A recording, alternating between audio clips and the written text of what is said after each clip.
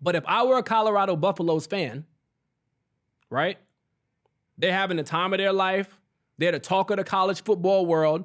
If I were a Colorado Buffaloes fan, I wouldn't get too attached to Deion Sanders. I wouldn't. And I know it's going to sound like this is going to sound like hate, but it's not. I'm just telling you, based on what we know of him and based on what we know of him and of what he is as a person and what his mission in life is, I wouldn't get attached to him. Because it's not a matter of if he leaves Colorado, it's a matter of when he leaves Colorado. And again, for me to say that at this time, relatively early into his tenure as a head coach, sounds like hate. But I promise you, this is not coming from a space or place where I'm hating on Deion, where I'm rooting against him to fail. That's not the case at all.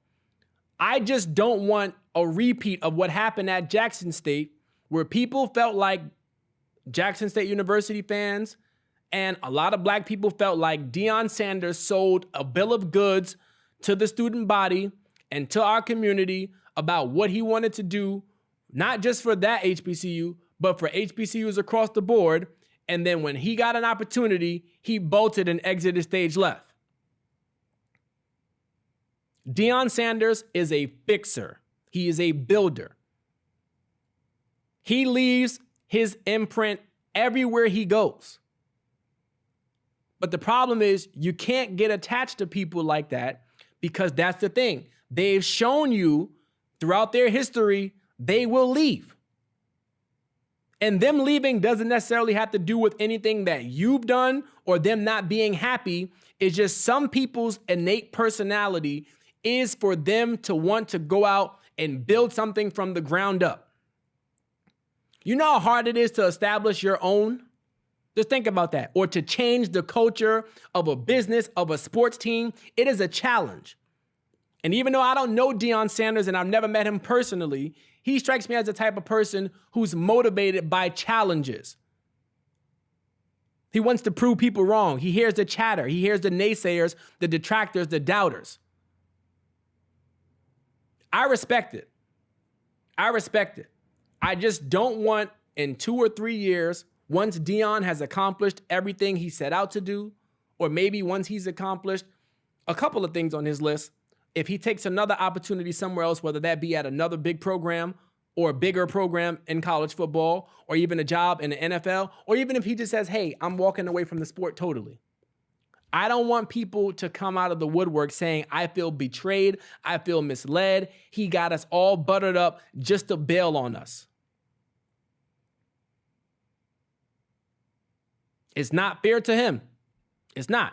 And don't get me wrong, Deion Sanders definitely does have the personality. He's a preacher. He's a salesman. He is a salesman.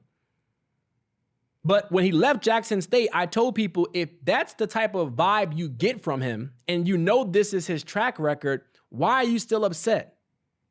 The example I would give is if you get into a relationship with a prostitute, well, let's just say you fall for a prostitute and you find out that she cheated on you with 3 other guys, why would you get upset if when you got with her, you knew she was a prostitute and this is the life that she lives? When you get into bed with Deion Sanders, not literally, I'm speaking figuratively, as a fan, a football fan, you have to know that at some point, this guy might leave. This guy might leave. So as a fan, a Colorado Buffalo fan, I would enjoy every single moment. I would enjoy every single game. Whether y'all make it far in the college football playoff or not, I would enjoy it all. Because at some point, inevitably, it's coming to an end. We don't know when or where, but it's coming to an end.